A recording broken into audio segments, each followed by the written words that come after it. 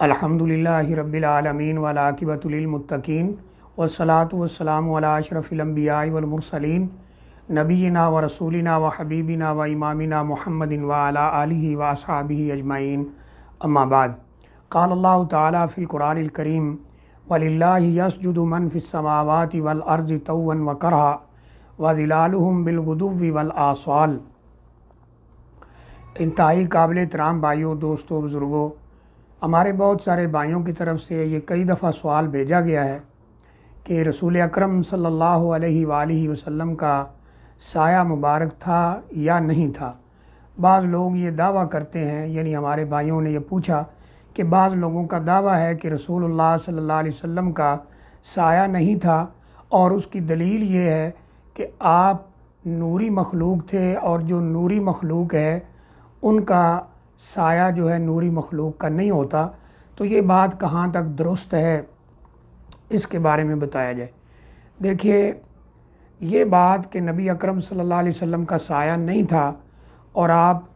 نوری مخلوق تھے اور نوری مخلوق کا سایہ نہیں ہوتا، یہ دونوں باتیں ہی غلط ہیں، صحیح نہیں ہیں۔ قرآن و حدیث کے واضح دلائل کی روشنی میں یہ دونوں کی دونوں باتیں غلط ثابت ہوتی ہیں۔ اس کی وجہ یہ ہے کہ اگر ہم قرآن مجید کے دلائل کے اوپر غور کرتے ہیں تو اس سے بھی پتہ چلتا ہے کہ ہر ایک کا سایہ ہے، ہر وجود کا سایہ اللہ تعالیٰ نے بنایا ہے،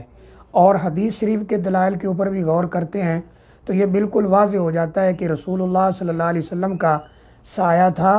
اور یہ بھی ثابت ہوتا ہے کہ جو نوری مخلوق یعنی فرشتے ہیں ان کا بھی سایہ ہے۔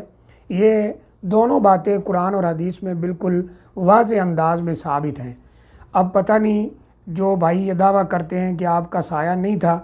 وہ ان دلائل کا کیا جواب دیتے ہیں، کیونکہ قرآن مجید کے دلائل بھی واضح ہیں، اور حدیث شریف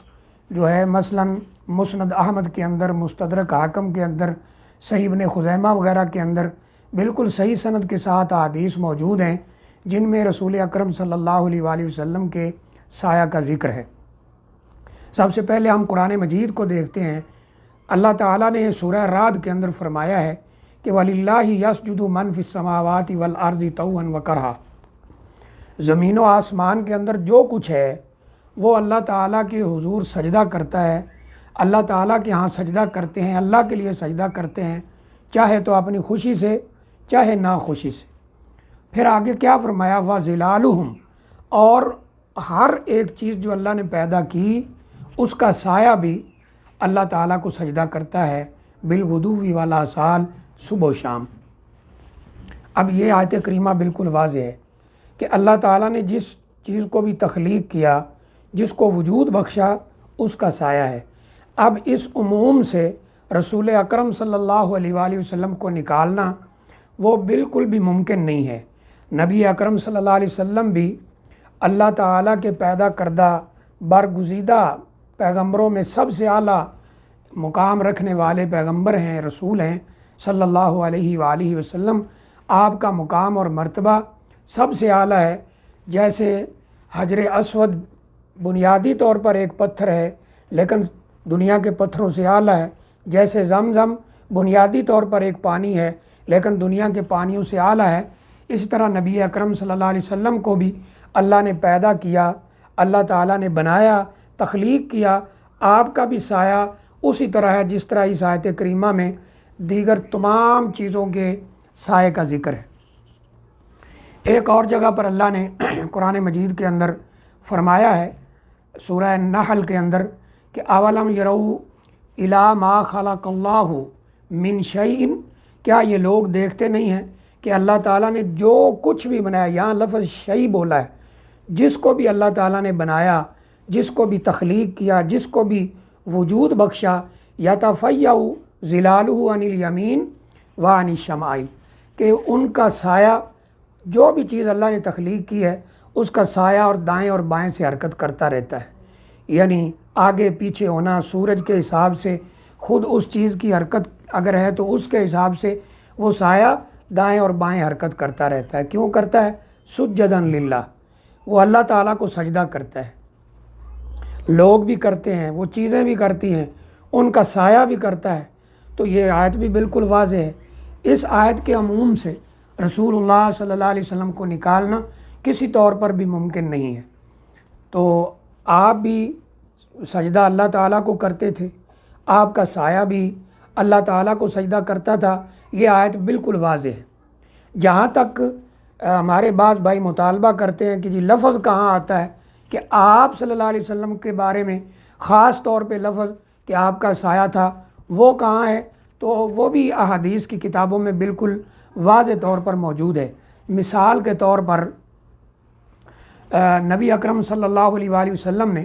ایک دفعہ نماز پڑھائی، یا مستدرک حاکم وغیرہ کے اندر روایت موجود ہے،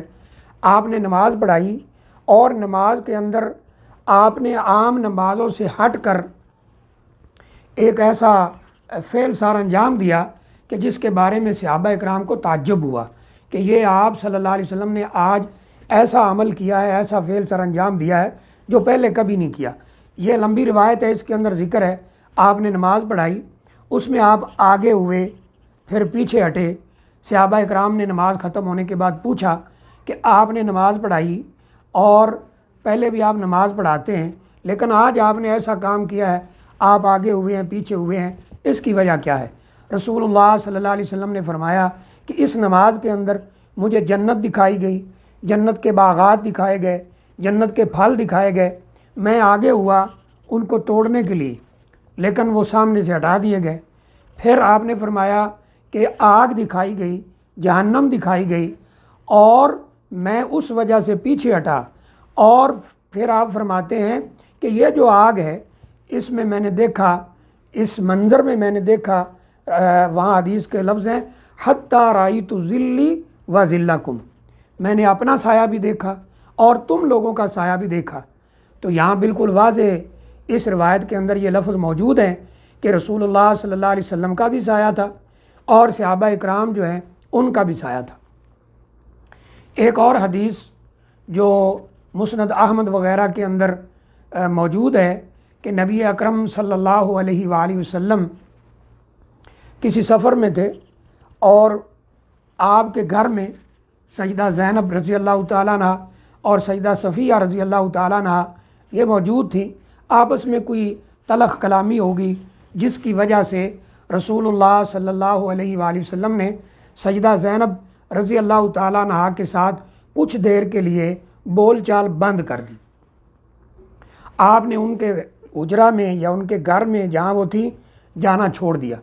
اب وہ کہتی ہیں، جو مسند احمد کے اندر لفظ ہیں وہ یہ ہیں کہ فلما کان شہر ربیع الاول، جب ربیع الاول کا مہینہ آیا تو یعنی داخل علیہ رسول اللہ صلی اللہ علیہ وسلم ان کے پاس آئے، فرات ذلہ، انہوں نے آپ کا سایہ دیکھا۔ یہ بالکل واضح لفظ ہیں۔ اور ایک روایت میں یہ لفظ ملتے ہیں کہ میں اپنے گھر میں بیٹھی تھی، اچانک میرے گھر میں سایہ داخل ہوا تو میں نے سوچا کہ رسول اللہ صلی اللہ علیہ وسلم تو ناراض ہیں، وہ تو آتے نہیں ہیں، یہ کون شخص ہے جو گھر میں داخل ہو رہا ہے؟ تو وہ کہتی ہے میں نے اپنا سر اٹھا کر دیکھا تو وہ رسول اللہ صلی اللہ علیہ وآلہ وسلم تھے۔ تو یہ حدیث بالکل واضح ہے کہ نبی اکرم صلی اللہ علیہ وسلم کا بھی سایہ تھا اور دیگر صحابہ اکرام کا بھی سایہ تھا۔ اس طرح مسند احمد کے اندر اور روایات کے اندر بھی نبی اکرم صلی اللہ علیہ وآلہ وسلم کے سائے کا ذکر ملتا ہے، جیسا کہ ایک حدیث میں آتا ہے جب دن کا آدھا حصہ گزر چکا تھا تو میں نے دیکھا کہ رسول اللہ صلی اللہ علیہ وآلہ وسلم کا سایہ ہے، اور پھر میں نے دیکھا کہ رسول اللہ صلی اللہ علیہ وسلم بھی وہاں موجود ہے۔ تو یہ بالکل واضح لفظوں کے اندر موجود ہے کہ نبی اکرم صلی اللہ علیہ وآلہ وسلم کا سایہ تھا، اور جو بھائی یہ بات کرتے ہیں کہ آپ کا سایہ نہیں تھا، وہ ان دلائل کی بنیاد پر وہ بات بالکل غلط ہے۔ اور اس کے مد مقابل ہمارے ناقص علم کے مطابق کوئی ایسی صحیح روایت نہیں ہے جس میں یہ ہو کہ رسول اللہ صلی اللہ علیہ وسلم کا سایہ نہیں تھا۔ تو اس لیے جو بات ثابت ہوتی ہے وہ یہی ہے کہ رسول اکرم صلی اللہ علیہ وآلہ وسلم کا سایہ تھا۔ اب یہ جو ہمارے بعض بھائی ہیں انہوں نے جس چیز کے اوپر بنیاد رکھی ہے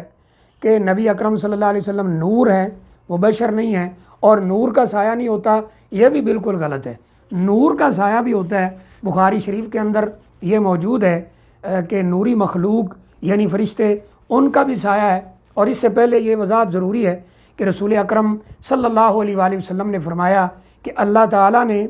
تمہیں مٹی سے پیدا کیا ہے، یعنی آدم علیہ الصلوۃ والسلام اور تمام بنی آدم کو اللہ تعالیٰ نے مٹی سے بنایا، اور فرمایا جنوں کو آگ سے بنایا اور فرشتوں کو نور سے بنایا۔ جنوں کو آگ سے، فرشتوں کو نور سے، اور انسان کو مٹی سے۔ اب اس عموم سے بھی رسول اللہ صلی اللہ علیہ وسلم کو نکالنا ممکن نہیں ہے۔ آدم علیہ الصلوۃ والسلام سے لے کر تمام انبیاء سمیت رسول اللہ صلی اللہ علیہ وسلم، ان کی تخلیق مٹی سے ہے، اور آخری انسان تک جو بھی لوگ آئیں گے ان کی تخلیق مٹی سے ہے۔ جنوں کی تخلیق آگ سے ہے، اور اس کا ذکر قرآن مجید میں بھی موجود ہے، اور فرشتے جو ہیں ان کی تخلیق نور سے ہے۔ وہ نور کیا ہے، کس چیز کا ہے، یہ اللہ بہتر جانتا ہے، لیکن یہ بات کنفرم ہے کہ فرشتے نور سے پیدا ہوئے، اور یہ بات بھی حدیث میں بالکل کنفرم ہے کہ جو فرشتے ہیں ان کا بھی سایہ ہے۔ مثال کے طور پر بخاری شریف کے اندر یہ موجود ہے، جب سیدنا جابر رضی اللہ تعالیٰ عنہ کے والد گرامی فوت ہوئے اور ان کا جنازہ پڑھانے کے لیے تیاری ہو رہی تھی، اور یہ مراحل ان سے گزرا جا رہا تھا، تو رسول اللہ صلی اللہ علیہ وآلہ وسلم نے یہ بات بیان فرمائی۔ یہ جنگ احد کے موقع پر شہید ہوئے تھے، تو رسول اللہ صلی اللہ علیہ وسلم نے یہ بیان فرمایا کہ سیدنا جابر رضی اللہ تعالیٰ عنہ کے والد گرامی حضرت عبداللہ جو ہیں ان کے اوپر فرشتوں نے اپنے پروں سے سایہ کیا ہوا ہے۔ یہ بالکل واضح ہے، تو لہٰذا یہ جو ایک مقدمہ قائم کیا گیا ہے، جو بنیاد بنائی گئی ہے، وہ ہی غلط ثابت ہو جاتی ہے۔ فرشتے نوری مخلوق ہیں، یہ حدیث سے ثابت ہے، اور فرشتوں کا بھی سایہ ہے، یہ حدیث سے بھی ثابت ہے۔ ایک اور جگہ پر نبی کریم صلی اللہ علیہ وسلم نے دین کا علم پڑھنے والے یا دین سیکھنے سکھانے والوں کا ذکر کرتے ہوئے فرمایا کہ ان کو فرشتے اپنے پروں کے سائے میں لے لیتے،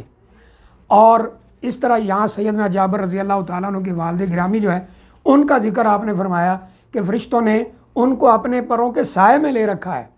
تو فرشتے نوری مخلوق ہیں، نوری مخلوق کا بھی سایہ ہے، تو اس لیے یہ بات بھی صحیح نہیں ہے کہ نوری مخلوق کا سایہ نہیں ہوتا، نوری مخلوق کا بھی سایہ ہے۔ اس طرح ایک عقلی سی بات ہے، تجربے کی بات ہے، آگ اگر جلائی جائے، اس کے ساتھ ایک اور تھوڑے سے فاصلے پر آپ آگ جلا کر تجربہ کر لیں کہ جو دائیں آگ جل رہی ہے اس کے حساب سے بائیں آگ کا عکس اور سایہ آپ کو نظر آئے گا، اور جو بائیں طرف جلائی گئی ہے اس کی وجہ سے آپ کو دائیں سائیڈ والی جو آگ ہے اس کا سایہ اور عکس نظر آئے گا۔ تو اس لیے یہ بات بھی صحیح نہیں ہے۔ جو ایک روایت پیش کی جاتی ہے کہ نبی اکرم صلی اللہ علیہ وسلم نے فرمایا میں نور تھا اور اس نور سے مجھے پیدا کیا گیا اور آپ کا سایہ نہیں ہے، یہ وہ ہے، وہ بالکل روایت یعنی ضعیف سے بھی ہٹ کر موضوع ترین یعنی بالکل جھوٹی من گھڑت روایت ہے، اس کی کوئی حیثیت نہیں ہے۔ قرآن و حدیث کے واضح دلائل میں یہ بات بالکل روشن ہے کہ رسول اکرم صلی اللہ علیہ وسلم کا سایہ تھا۔ یہ دعویٰ کرنا کہ آپ کا سایہ نہیں تھا یہ بالکل غلط ہے، یا یہ دعویٰ کرنا کہ آپ کو نور سے بنایا گیا اور نوری مخلوق کا سایہ نہیں ہوتا، یہ بات بھی غلط ہے۔ اس دعوے کا پہلا حصہ بھی بالکل غلط ہے اور دوسرا بھی بالکل غلط ہے۔ صحیح بات یہ ہے کہ رسول اللہ صلی اللہ علیہ وسلم کا سایہ تھا، قرآن کے عمومی دلائل سے اور حدیث شریف کے خاص دلائل سے یہ ثابت ہے کہ نبی اکرم صلی اللہ علیہ وآلہ وسلم کا سایہ تھا، اور یہی بات صحیح ہے۔ واللہ اعلم بالصواب۔ السلام علیکم ورحمۃ اللہ وبرکاتہ۔